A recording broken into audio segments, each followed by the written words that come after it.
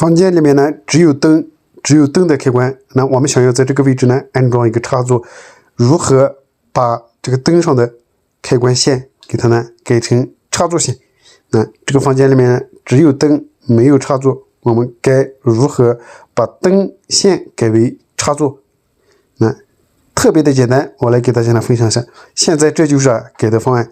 那这个房间里面呢是没有插座的，只有灯，只有灯的开关。我们接线，我们把这个呢直接改一下。那这是我们房间里的照明灯。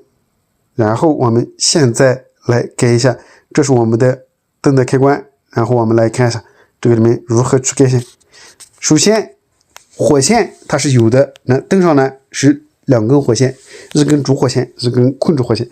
那我们最难的就是取一根零线，零线从哪个地方取，这就要考验我们的电工技术人员了。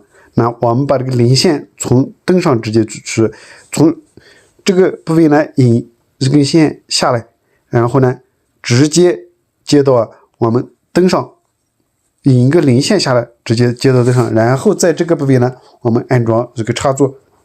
那然后我们从主火线上呢引一根线下来，接到这个插座里面，这样呢就形成了一个220伏的插座。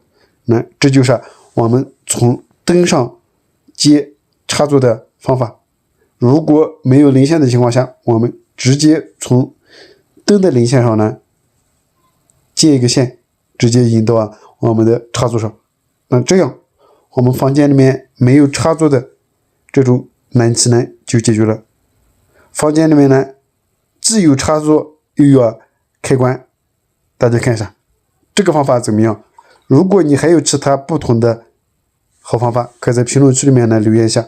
那我就是通过这个方法，在这个房间里面呢安装了2台吹风机，从灯上取一根零线下来，然后再从主火线上呢引一根火线过来，直接接到插座里面。那这种接线方法对于小工具加建是可以的，大工具的加建万万不可取。分享给大家。